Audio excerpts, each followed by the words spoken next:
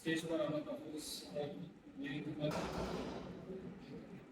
راہ شریعت پیر طریقت حضور خواجہ احمد یوسف چشتی القادری معتبر معزز حضرات اور اہل سلسلہ السلام علیکم وعلیکم السلام نحمد و نصلی علی رسول کریم اما بعد اعوذ باللہ من الشیطان الرجیم بسم اللہ الرحمن الرحیم یا ایھا الذین آمنوا اتقوا اللہ وابتغوا الیہ الوسیلۃ صدق اللہ العظیم وبلغنا رسولہ النبی الکریم ونحن علی ذلک من الشاہدین والشاکرین والحمد للہ رب العالمین۔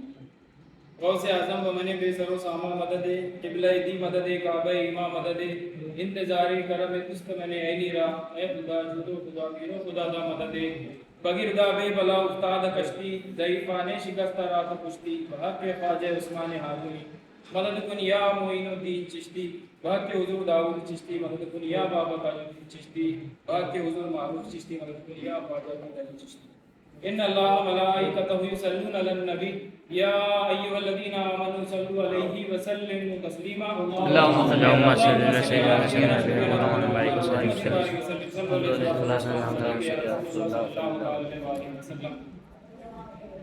حدیث پاک میں بے شمار فضائل بیان ہوئے درود پاک پڑھنے کو لے کے، تو درود پاک کے متعلق یہ بیان کیا جاتا ہے کہ جو شخص ایک مرتبہ درود پاک پڑھتا ہے اس کے نامہ اعمال میں 10 نیکیاں لکھ دی جاتی ہیں، جو بندہ 10 مرتبہ درود پاک پڑھتا ہے اس کے نامہ اعمال میں 100 نیکیاں لکھ دی جاتی ہیں، جو بندہ 100 مرتبہ درود پاک پڑھتا ہے اس کے نامہ اعمال میں 1000 نیکیاں لکھ دی جاتی ہیں، اور جو بندہ 1000 مرتبہ درود پاک پڑھتا ہے تو اللہ رب العزت اس بندے کے ماتھے بھی لکھ دیتا ہے کہ یہ بندہ نفاق سے بھی پاک ہے اور جہنم کی آگ سے بھی محفوظ ہے۔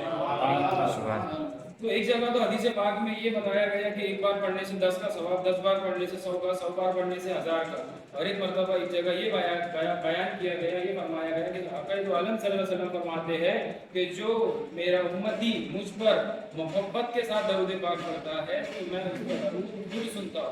تو ایک بار اپنے دلوں کو آقا کریم صلی اللہ علیہ وسلم کے قدموں میں رکھ کے سنہری جالیوں کو آنکھوں میں بسا کے گنبد میں خضرا کی کہانی پلاؤ لگا کر درود پاک کا نذرانہ پیش کرے۔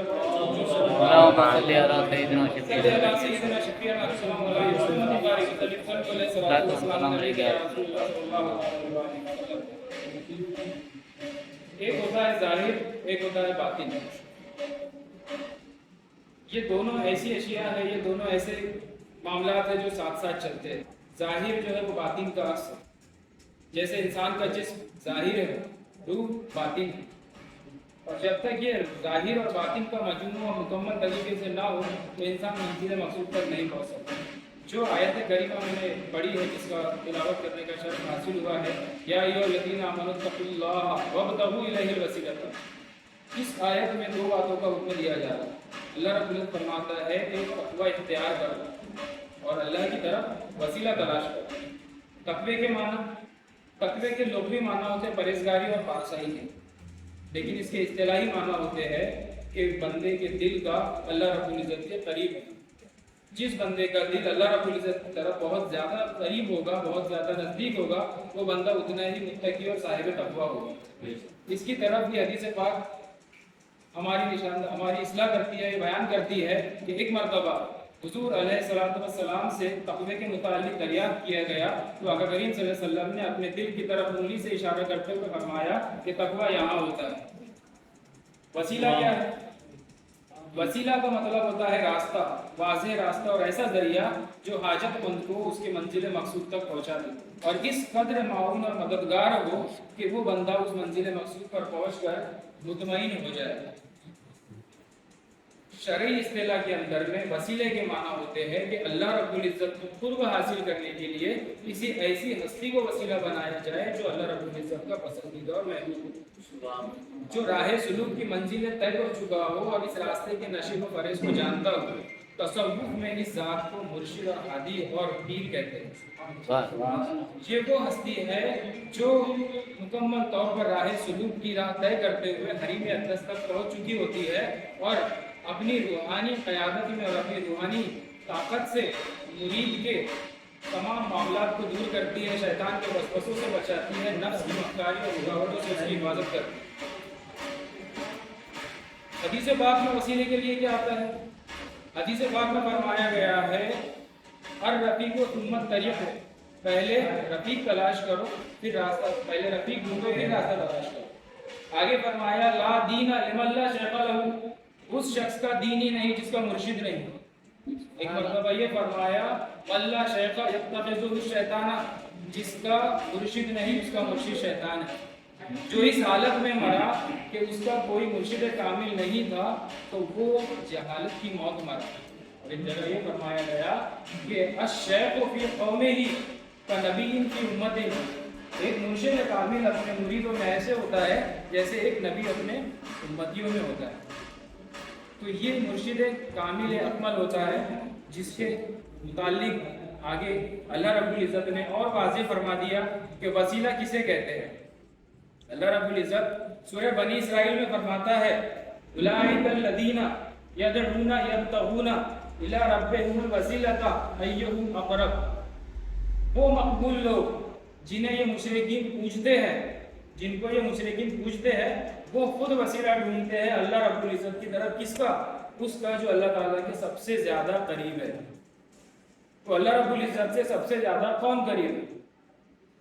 وہی یا صاحب الجمال ویا سید البشر وجهك المنیر لقد حب والقمر لا يمكن ثناء كما كان حقه بعد خدا گزر گزری قصہ مختصر۔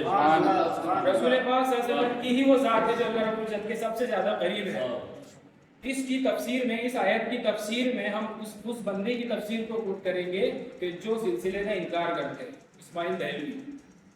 وہ لکھتے ہیں وَأَقْرَبْ إِلَى اللَّهِ بِاعْتِبَارِ منزلت اول رسول اکرم صلی اللہ علیہ وسلم است بعد ازا امام کے نائب حسن، یعنی منزل کے اعتبار سے اللہ رب العزت سے سب سے زیادہ قریب آقا کریم صلی اللہ علیہ وسلم ہے، اور ان کے بعد ان کے خلفاء۔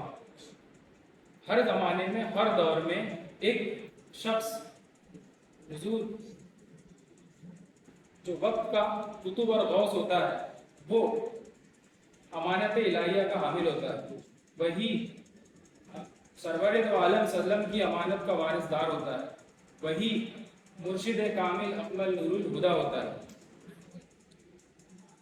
امانت الہیہ کیا ہے؟ امانت الہیہ کے متعلق کلام پاک میں فرمایا گیا کہ ہم نے اپنی امانتوں کو آسمانوں، پہاڑوں، زمین کے اوپر میں پیش کیا تو انہوں نے اپنی طرف لینے سے عاجزی ظاہر کر دی، لیکن انسان نے اسے قبول کر لیا۔ امانت الہی جو اللہ رب العزت کی ذات جو عطا ہوئی ہے اس کے متعلق عارفین فرماتے ہیں کہ یہ امانت الہیہ دراصل خزانہ فقر ہے، خزانہ فقر ہے۔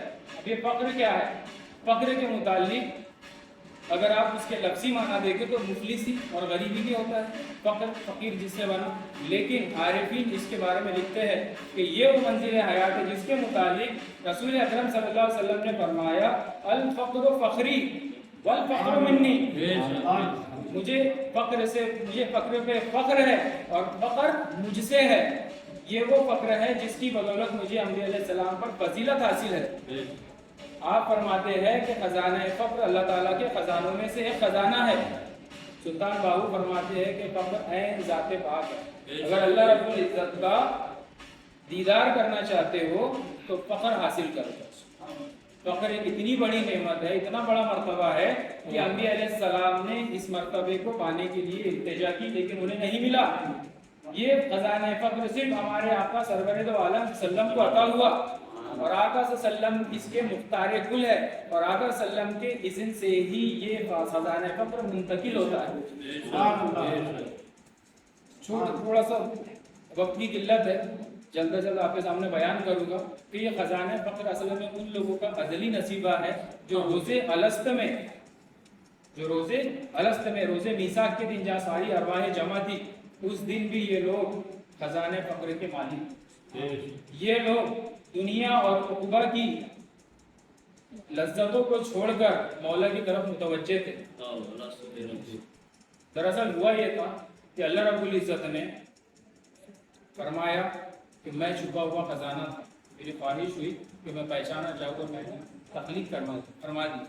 اس واقعے کو مختصر میں جلد آپ کے سامنے پیش کرتا ہوں کہ اللہ رب العزت جب یہ چاہا تو اللہ رب العزت نے قہر جلالت سے اپنی دائیں طرف دیکھا تو نعرے شیطانی پیدا ہو گئے، اور جب محبت اور الفت کے ساتھ اپنے داہنی طرف دیکھا تو روشن سے زیادہ آفتاب سے زیادہ روشن تر نور محمدی صلی اللہ علیہ وسلم پیدا ہو گئے۔ اس کے بعد اللہ تعالیٰ نے فرمایا کن، تو تمام مخلوق کی ارواحیں پیدا ہو گئی، اور تمام ارواحیں اپنے مراتب کے حساب سے جماعت اور صفیں بنا کر اللہ رب العزت کی بارگاہ میں کھڑی ہو گئی اللہ رب العزت کا حکم سننے کے لیے۔ اللہ تعالیٰ نے ان سے ارشاد فرمایا، ان سے پوچھا الستُ بربکم، کیا میں تمہارا رب نہیں ہوں؟ تو بے ساختہ تمام روحوں نے فرمایا قالوا بلا، ہاں تو ہمارا رب ہے۔ جب بے ساختہ سب نے جواب دے دیا کہ تو ہمارا رب ہے، تو کچھ روحیں پریشان اور حیران ہو گئی کہ ہم نے ہاں کیسے کہہ دیا۔ یہ ان کافر اور مشرک اور کافروں کی حرکت ہے، اور بعض روحیں ایسی تھی جو خوشی مسرت میں ہو گئی کہ ہم نے قالوا بلا کر الستُ بربکم کا قالوا بلا کر۔ اللہ تعالیٰ نے ان سے پوچھا کہ اے روحو، آج تم مجھ سے جو چاہتے ہو مانگ لو، میں تمہیں عطا کروں گا۔ تو ان روحوں نے کہا یا اللہ ہم تجھ سے تجھی کو طلب کرتے ہیں، ہم تجھ سے تجھی کو طلب کرتے ہیں۔ تو اللہ رب العزت نے اپنے بائیں ہاتھ پر دنیا پیدا کر دی، اور دنیا کی لذتیں، آرائشیں، ساری نعمتیں ان کے سامنے ظاہر کر دی۔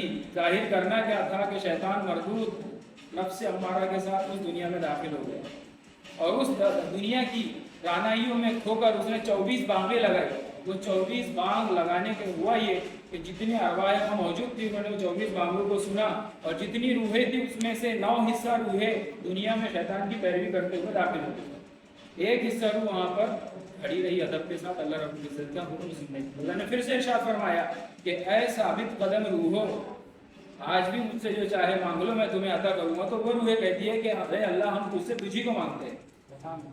تو اللہ رب العزت نے دائیں ہاتھ پر جنت بنا دی، اور جنت اور اس کی نعمتیں ان کے اوپر اوپن کر دی، کھول دی۔ تو تب کیا ہوا کہ تب جنت دیکھنے کے بعد میں اس جو ایک حصہ ارواح بچی تھی اس میں سے پھر 9 حصہ روحیں ارواح جنت میں چلی گئی۔ یہ ان متقی اور پرہیزگاروں کی روحیں ہیں جو دنیا میں شریعت مطہرہ کے پابند تھے، جو زہد و تقویٰ کے قائل تھے۔ یہ وہ لوگوں کی ارواح تھی جو وہاں پہنچ گئے، لیکن تب بھی ایک حصہ ارواح وہ تھی جو اس وقت وہیں کھڑی تھی، یعنی جنہوں نے نہ دنیا کو دیکھا، نہ جن کی نگاہ جنت کے اوپر پڑی، نہ جنہوں نے شیطان کی بانگوں کو سنا، نہ جنہوں نے جنت کی آواز سنی۔ یہ ان اولیاء کاملین صوفیاء اکرام کی ارواحیں تھی جو فنا باللہ اور بقا باللہ ہو کر مولا کی طرف توجہ لگائے ہوئے بیٹھے ہوئے تھے۔ یہ وہ ذاتیں ہیں جو سرور دو عالم صلی اللہ علیہ وسلم کی مجلس کے بیٹھنے والے لوگ ہیں، یہی وہ خزانے فخر کے مالک ہے جن کے متعلق سرکار دو عالم صلی اللہ علیہ وسلم فرماتے ہیں الفقر فخری والفقر منی، الدنیا حرام علی اہل العقبہ والعقبہ حرام علی اہل الدنیا والدنیا والعقبہ حرام علی طالب مولا من لہ المولا فلہ الکل۔ مجھے فقر پہ فقر ہے اور فقر مجھ سے ہے۔ دنیا عقبہ والوں پر حرام ہے، عقبہ دنیا والوں پر حرام ہے، دنیا اور عقبہ طالب مولا پہ حرام ہے، اور جسے مولا مل گئے وہ مالک کل ہو گیا۔ تو ہر دور میں ایک شخص وہ ہوتا ہے جو اپنے دور کا غوث ہوتا ہے۔ ابن العربی فرماتے ہیں، توجہ سے سماعت فرمائے، ایک بار درود پاک پڑھ لیجیے۔ اللہم صلی علی محمد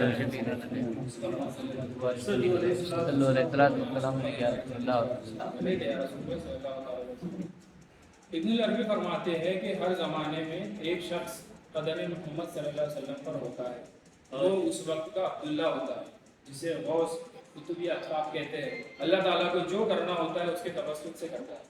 آپ آگے مزید فرماتے ہیں، توجہ فرمائیے گا کہ ازل سے آقا صلی اللہ علیہ وسلم ہر زمانے میں آقا صلی اللہ علیہ وسلم ازل سے اپنا لباس تبدیل کرتے ہیں، اور اکمل افراد کے چہرے پر آپ ہی جلوہ گر ہوتے ہیں۔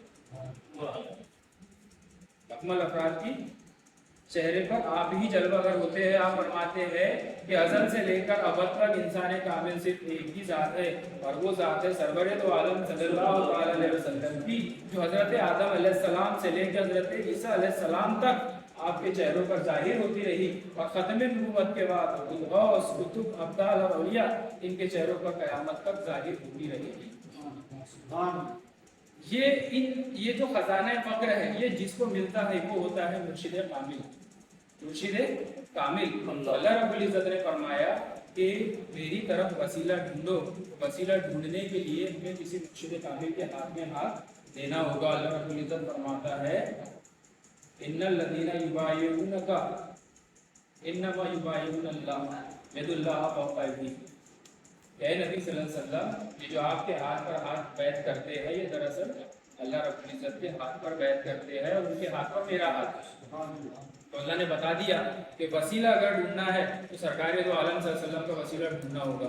سرکار دو عالم صلی اللہ علیہ وسلم کا وسیلہ تو صحابہ اکرام کو مل گیا تھا، لیکن صحابہ اکرام کے بعد یہ وسیلہ کیسے ڈھونڈا جائے؟ تو یہ سلسلے بہ سلسلہ 14 صدیوں سے چلتا آ رہا تھا، جو امانت الہیہ ایک دوسرے سے منتقل ہوتے ہوئے کامل مرشدان کی طرف بڑھتی آئی ہے۔ تو ہمیں مرشد کامل کے ہاتھ میں ہاتھ دینا ہے۔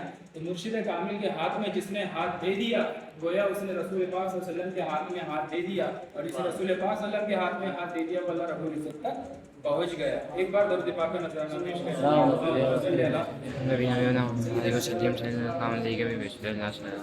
دیکھیے ہمارے اندر ایک نفس ہے، نفس کے متعلق فرماتے ہیں ان نفس الامارۃ بالسوء، نفس امارہ وہ ہے جو بڑا خطرناک ہے، جو ہمیں برائیوں کی طرف ابھارتا ہے، جو ہمیں برائیوں کی طرف ابھارتا ہے، اللہ تعالیٰ کی نافرمانی کرنے لگاتا ہے۔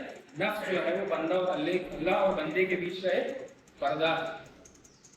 آج جن کا اس مبارک کا منار ہے حضور خواجہ فاروق علی چشتی اللہ تعالیٰ ہم سب کو آپ کے فیض و برکات سے مالا مال فرمائے۔ آپ فرماتے ہیں کہ نفس کی 4 قسمیں ہیں۔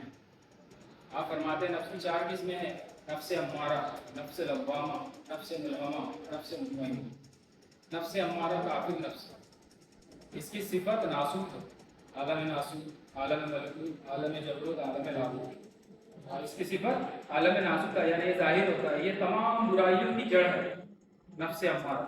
نفس امارہ کو قابو میں لانے کے لیے بندہ اکیلے تنہا کچھ نہیں کر سکتا، اسے کامل خورشید کی ضرورت پڑے گی، کیونکہ یہ نفس امارہ اتنا خطرناک ہوتا ہے کہ یہ آدمی کے مطابق اپنی طبیعت بدلتا ہے۔ نفس امارہ اگر شرابی کا ہے تو اس کا لیول الگ ہے، اگر زانی کا ہے تو اس کا لیول الگ ہے، اگر کسی ٹیچر کا ہے تو اس کا لیول الگ ہے، اگر کسی عالم کا ہے تو الگ ہے، مفتی کا ہے تو الگ ہے، اگر بدھی ہے اس کا بھی ہے تو الگ ہے۔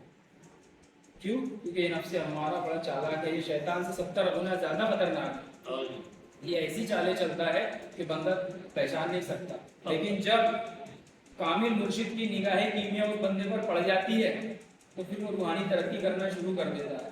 پھر اس کے سامنے اس کا نفس اس طریقے سے ہوتا ہے کہ جیسے ایک بکیٹ ہوتی ہے جس کے اندر ہم کچرا جمع کرتے جاتے ہیں، مان لیجیے کئی سالوں سے اس میں کچرا دفن ہے، جب کوئی اسے نکالنے والا آتا ہے، جب پہلا تہہ نکلتی ہے تو پتہ چلتا ہے کہ اچھا اس میں پنیاں پڑی ہوئی ہیں، جب اسے ہٹائی جاتی ہے تو پتہ چلتا ہے اچھا اس میں بچوں کے ڈائپر بھی پڑے ہوئے ہیں، پھر اسے ہٹایا جاتا ہے کہ نہیں اس میں تو کھانا بھی پڑا ہوا ہے، بندے کو تو لگتا ہے کہ میں نیک ہو گیا، میں نمازی بن گیا، متقی پرہیزگار بن گیا۔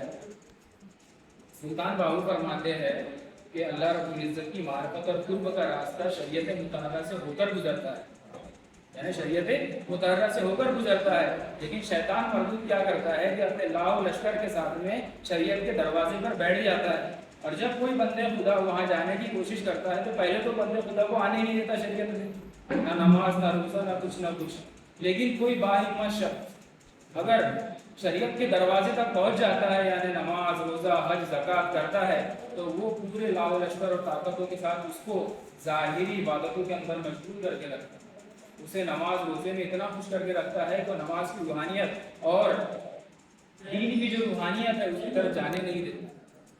لیکن کوئی شخص، کوئی قسمت والا شخص اگر اس دروازے کی چوکھٹ پار بھی کر لیتا ہے تو وہ اس سے بھی زیادہ طاقت کے ساتھ اس کے پیچھے پڑ جاتا ہے، کہ جب وہ بندہ سلوک کی منزلیں طے کرتا ہے تو مخلوق کو اس کے پیچھے لگا دیتا ہے، مخلوق اپنی تکلیفیں لے کے اس کے پاس پہنچنا شروع ہو جاتی ہے، تو اس جگہ پہ اگر اس کے ہاتھ میں کسی کامل مرشد کا ہاتھ نہیں ہے تو وہ تباہ و برباد ہو جائے گا۔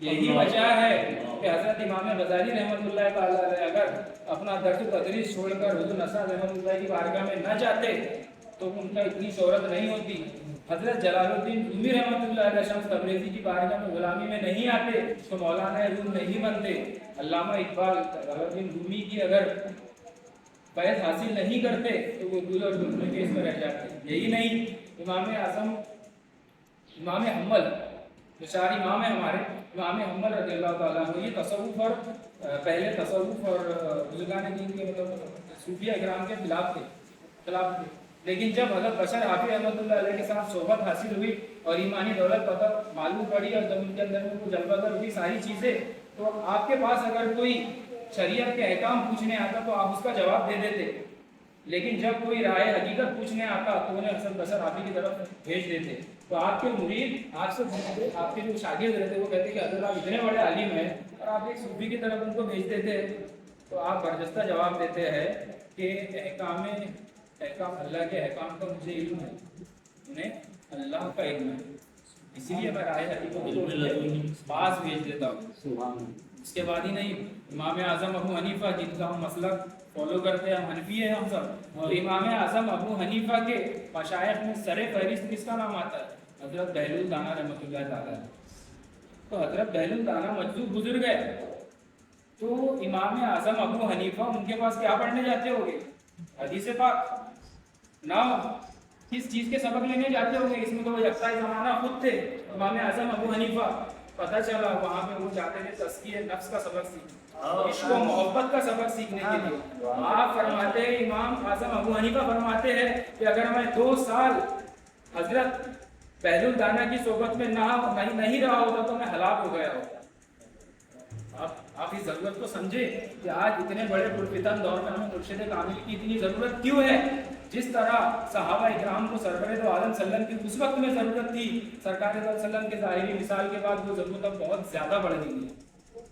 اس وقت بھی صحابہ اکرام آقا صلی اللہ علیہ وسلم کے بنا ہدایت نہیں پا سکتے تھے, اور آج بھی ہم لوگ آپ کے نائب کے بنا ہدایت نہیں پا سکتے. اگر کلام پاک, اگر کوئی یہ کہتا ہے کہ کلام پاک ہے تو مرشد کی کیا ضرورت ہے؟ جس وقت کلام پاک تھا اس وقت سرکار صلی اللہ علیہ وسلم بھی جلوہ کرتے, پھر صحابہ اکرام کو کیا ضرورت پیش آئی تھی؟ کیوں؟ کیونکہ بنا مرشد کامل کے ہم اپنی منزل تک نہیں پہنچ سکتے. آپ ایک بات کو سمجھیے, جہاں میں نے بات شروع کی تھی نفس کی, نفس کے متعلق سرکار بہت سے بات فرماتے ہیں کہ انسان پر واجب ہے, کیا ہے؟ واجب ہے کہ وہ مرنے سے پہلے مرشد کامل کے ہاتھ میں بیعت کر کے حیات قلب حاصل کر لے آخرت کے لیے. یعنی قلب کے لیے حیات حاصل کر لے, یعنی اپنے قلب کو زندہ کر لے. جیسا کہ میں نے شروع میں کہا تھا کہ ظاہر ہوتا ہے اور ایک باطن ہوتا ہے. ہر چیز کے پیچھے ہمارے شجرے میں بھی لکھا ہے کہ کیا ڈھونڈنا ہے اسی بشر میں ڈھونڈ لو, ساری کائنات کی تفصیل اسی بشر میں ہے نا. تو اگر آپ لطائف کا, اگر آپ کو علم ہے, میں تھوڑی دیر بتاتا ہوں کہ لطائف میں یہاں ناف رہتی ہے, یہاں قلب رہتا ہے, یہاں روح رہتی ہے, مفی افا جو ہم ذکر کرتے ہیں, تو یہاں ہم ضربے لگاتے ہیں تاکہ یہ سارے لطائف جاری ہو جائے, یہ روشن ہو جائے, یعنی قلب میں اس کی حیات آ جائے. یعنی اتنا سمجھ لیجئے کہ مرنے سے پہلے ہمیں نفس سے قلب تک پہنچ جانا ہے. یہ جو نفس سے قلب کا سفر ہے دراصل یہی پلسرات ہے. نفس سے قلب کا جو سفر ہے یہی پلسرات ہے. ظاہر میں اگر آپ کو دیکھنا ہے تو نفس یہاں ہے, قلب یہاں ہے. اگر آپ یہاں سے یہاں کچھ چیز کھینچو گے تو ایک برج بنے گا, اس برج کے بیچ میں پیٹ آتا ہے. پلسرات بھی جہنم کی وادی کے اوپر بنایا ہوا ہے, نیچے جہنم کی آگ دہک رہی ہے. یہ پیٹ بھی جہنم کی طرح ہے, نہ حلال دیکھتا ہے نہ حرام دیکھتا ہے نا, نہ کسی کا حق دیکھتا ہے نہ کسی کی ضرورت دیکھتا ہے. بس جیسا آتا ہے آنے دیجیے, کسی چیز کی تمیز نہیں کی. کیوں؟ کیونکہ نفس ہمارا غالب ہے, کیونکہ نفس ہمارا غالب ہے. اس کی صفت ہی ہے, اس کو کسی سے کوئی لینا دینا نہیں. کوئی فرق نہیں پڑتا کہ اس کے والدین اس سے ناراض ہیں, کوئی فرق نہیں پڑتا کہ اس کے رشتہ دار اس سے ناراض ہیں, کوئی فرق نہیں پڑتا کہ وہ نمازیں پڑھتا ہے نہیں پڑھتا. اگر پڑھتا بھی ہے تو کیا اس میں اس کی نیت یہ ہوتی ہے کہ اللہ تعالیٰ راضی ہو جائے, یا اس کی نیت یہ ہوتی ہے کہ میں نمازی بن گیا, یا اس کی نیت یہ ہوتی ہے کہ اچھا میں تو پارسا ہو گیا ہوں. ہوتا ہے ہمارے ساتھ. جو میں نے کہا کہ ڈسٹ بن سے جب ایک چیز نکالو, جب مرشد کامل کی نظر پڑتی ہے نا, جب بندہ ان کے زیر سایہ آ جاتا ہے. اچھا مرشد کامل کے پاس آنے کے لیے آپ کو ایسا آنا ہوگا کہ اپنی مرضی کو ان کی مرضی کو قربان کرنا ہوگا. مرشد کے پاس آنے کے لیے ایسا آنا ہوگا کہ اپنے آپ کو سونپنا ہوگا. اگر ہم سوچیں گے کہ ہم رسمی مرید ہیں تو پھر رسمی ہی رہ جائیں گے, جو کوئی سے برکات ہمیں ملنا چاہیے وہ نہیں ملے گی. تو اگر آپ غور کریں تو یہ نفس سے قلب کا سفر پلسرات ہے, اور یہ پلسرات ہمیں اسی زندگی میں طے کرنا ہے. اگر ہم سوچیں گے کہ مرنے کے بعد وہاں طے ہو جائے گا تو نہیں میرے بھائیوں اور دوستوں بزرگوں, اصل میں یہ ساری زندگی, جو ظاہری زندگی, اصل میں یہ ملکوتی جو ہمارا دوسرا عکس ہے, یہ پیرالل چل رہا ہے. جو ہم یہاں کر رہے ہیں وہاں اس کا رزلٹ ملنا ہی ملنا ہے. تو یہ غفلت میں ہم نہ رہیں کہ ہم یہاں پہ آسانی سے زندگی گزار لیں گے, انتقال ہو جائے گا, بعد میں بخشش ہو جائے گی. نہیں میرے دوستوں, ساری کوشش ساری جدوجہد نہیں کرنا, اور اسی کوشش اور جدوجہد میں اس بھیانک جنگل میں ہم تنہا تنہا نہیں چل سکتے. اگر ہمیں ضرورت ہے تو مرشد کامل کی ضرورت ہے. اب جو لوگ سلسلے کے منکر ہیں ان کی تو بات ہی الگ ہے. ان کے لیے تو حدیث اور قرآن سے ثابت ہو چکا ہے کہ سلسلہ کیا ہے, وسیلے کی ضرورت کیا ہے, اور کس کا وسیلہ ڈھونڈنے کی ضرورت ہے. لیکن ہمارے بھی کچھ सुनिए हजरात, आज ये समझती है कि आज मुर्शिद कामिल है ही नहीं, आज मुर्शिद कामिल है ही नहीं, तो बस एक रस्म रह गई है कि हाथ में हाथ देना, मुरीद हो जाना, मैं फला का मुरीद हूँ, फला मेरे पीर है। लेकिन जो असल मकसद है तालीब मौला, अल्लाह रब्बुल इज़्ज़त की मार्फत, अल्लाह रब्बुल इज़्ज़त तक पहुँचने की जो ख्वाहिश है, ये ख्वाहिश लेके बहुत कम लोग मुर्शिद की बारगाह में आते हैं, बहुत कम लोग मुर्शिद की बारगाह में आते हैं। एक बार मुझे पाक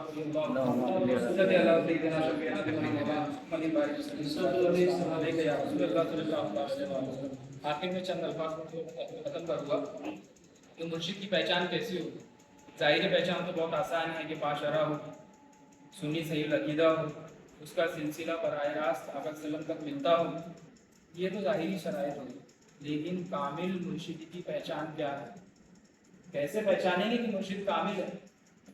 असल में मुक्तदी के लिए ये ज़रूरी भी नहीं है कि वो ये पता करे कि मुर्शिद कामिल है या नहीं, लेकिन ये उसके बस की बात भी नहीं है कि वो ये पता कर लेगा कि मुर्शिद कामिल होगा। लेकिन बुजुर्गान दीन चंद नुक्ते बताते हैं जिससे आप ये पता कर सकते हैं कि मुर्शिद कामिल है या नहीं। तवज्जो से समाअत फरमाइएगा। आप फरमाते हैं कि आप उन बुजुर्ग की बारगाह में बैठिए, आप उन बुजुर्ग की बारगाह में बैठिए, जितनी देर आप उन बुजुर्ग की बारगाह में बैठे अपने आप पे गौर करिए कि दुनिया के जो वसवसे थे, शैतानी जो वसवसे थे, उनमें कुछ कमी वाक़ई हुई क्या?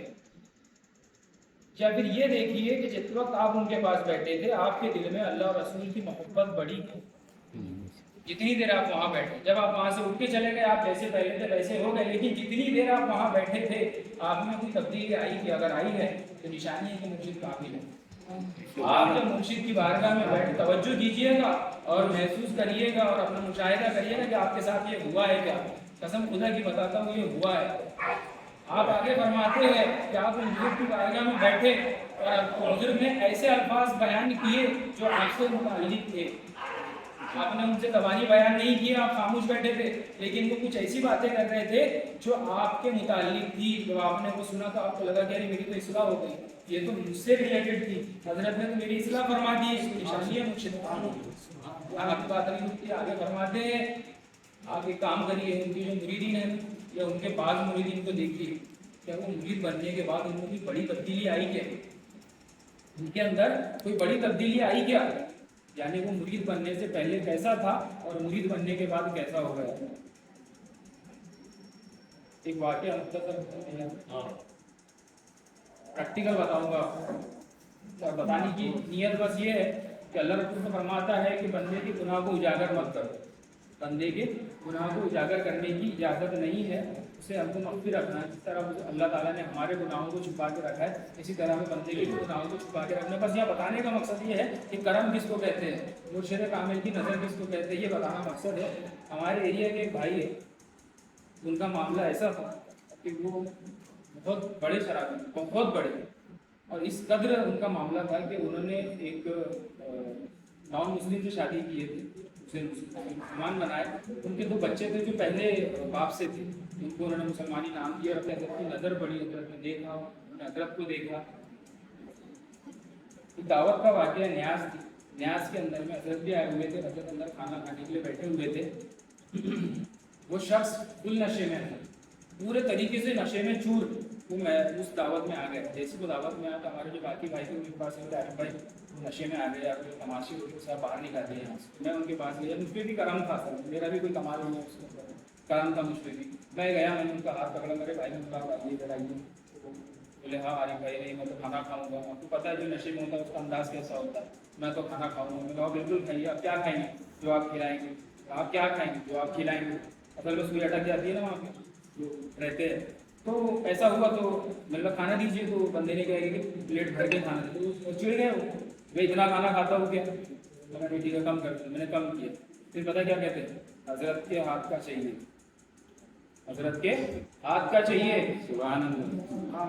तो मैं बोला ठीक है मैं ला देता। मैं गया तो खाना खाया, तो हजरत बोला क्या क्या, बोले क्या दूँ। तो हजरत ने रोटी रखी हुई थी, रोटी और थोड़ी सी दाल डाल के दे दी। मैं लेके आया, मतलब ये लो हजरत ने खाना दे दिया। क्या बोलते अपने हाथ से खिलाओ, अपने हाथ से खिलाओ बोले। मैंने ठीक है, मैंने निवाला बनाया, उनको खिलाया। तो बात यहाँ नहीं रुकी, हो क्या कहते पता है क्या, तुम भी खाओ, तुम भी खाओ बोले। मुझ पे करम था सर, कसम से खुदा मुझ पे करम था। मैंने वो निवाला उठाया और जैसे मैंने निवाला खाया वो बंदे के हाथ में आंसू आ गए। उसने मेरा हाथ पकड़ा और अपने सर पे रख लिया। अभी मुरीद होने का है, अभी मुरीद नहीं हुआ। सर पे हाथ रखा रोने लगा, हाथों में आंसू आते। फिर बैठ गया, बैठ के एक तरफ खाना खाया, खाना खा के जब बाहर निकला भरोसा दिया, तड़प रहा था कि अगर मुरीद कर दे। मुरीद बनने के पहले ही शराब छोड़ दी। नारे तकबीर, अल्लाहु अकबर, नारे रिसालत, या रसूल अल्लाह, नारे रिसालत, या रसूल अल्लाह। बेशुमार वाक़यात जो अलामत मैंने आपको बताई ना, अगर मैं खुद की जाहिर करूँ तो रियाकारी का खतरा है, वरना इतना करम है कि क्या बताऊँ आपको। कौन कहता है कि मुर्शिद कामिल नहीं है? मुर्शिद कामिल है। ये हमारा खुश नसीबी है कि हमें वो मैसर आया है। उसको गनीमत जाने, इतनी बड़ी नेमत उनको अता हुई है, उसको समझे और इतना बड़ा मामला मिलने के बाद में अल्लाह से दुआ करे कि अल्लाह ताला ने अगर हमको ये नेमत अदा फरमाई है तो इस नेमत का हमें अदब करने की तौफीक अता फरमाए। आला हज़रत चंद नसीहतें सुन लीजिए। आला हज़रत अज़ीमुल बरकत फतावा रज़विया के अंदर में मुर्शिद के आदाब बयान करते हैं। तो मुर्शिद के आदाब क्या है? मुर्शिद के आदाब आला हज़रत बयान कर रहे हैं। हज़रत आप फरमाते हैं कि आपका एतकाद ये होना चाहिए कि मेरा मतलब अल्लाह ताला मुझे मिलने का है, वो सिर्फ किसी मुर्शिद से हल होगा। किसी और मुर्शिद की तरफ तवज्जो नहीं जाएगी, क्योंकि किसी और की तवज्जो जाती है तो जिस तरह अहकाम निकाह है उसी तरह अहकाम बैत भी होते हैं। यानी निकाह वाली औरत किसी गैर मर्द की तरफ निकाह उठा के देख नहीं सकती, उसी तरह एक मुरीद अपने पीर के हयात में होते हुए किसी दूसरे पीर की तरफ अगर देखता तो ये हराम है। आप आला हज़रत फरमाते हैं कि जब पीरो मुर्शिद हो तो पीरो मुर्शिद के सामने इस तरीके से भी ना खड़े रहे कि आपका साया पीरो मुर्शिद के साये पर पड़े या आपके कपड़ों पर पड़े। पीरो मुर्शिद का अदब ये होता है कि आप पीरो मुर्शिद के मसल्ले पे भी खड़े नहीं हो सकते। जहाँ पीर वजू या तहारत को जाते हैं वहाँ पे आप वजू या तहारत को नहीं जा सकते। जिस प्लेट में जिस बर्तन में मुर्शिद खाना खाते हैं आप उसमें खाना नहीं खा सकते। आप मुर्शिद के सामने आवाज़ से बुलंद बात नहीं कर सकते।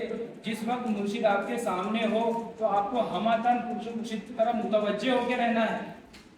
अगर कोई बात कर रहा है तो आपको उसकी तरफ ध्यान नहीं रहना चाहिए, यहाँ तक कि सिर्फ फर्ज और सुन्नत को छोड़ के नवाफिल और सारे वसाइल के अगर आपके बाकी हो तो आपको करने की इजाज़त नहीं है।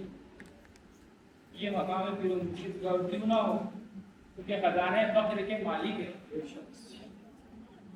बस आखिरी में अपने अल्फाज में से पहले का सलाह अपने की बात हमें हुआ है कि इस पुरफितन दौर में और इस नस्ली चालबाजी और मक्कारियों के अंदर में हमें से जरूरत है तो मुर्शिद कामिल की अल्लाह रब्बुल इज़्ज़त ने मैसर फरमाया है।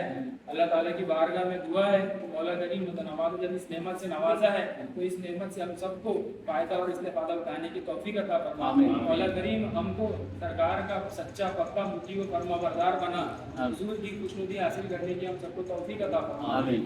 मेरे इस बयान में जो भी गलती खतर में तौबा करता हूं, अस्तगफिरुल्लाह रब्बी मिन कुल्लि ज़ंबिन व अतूबु इलैह। अस्सलामु अलैकुम।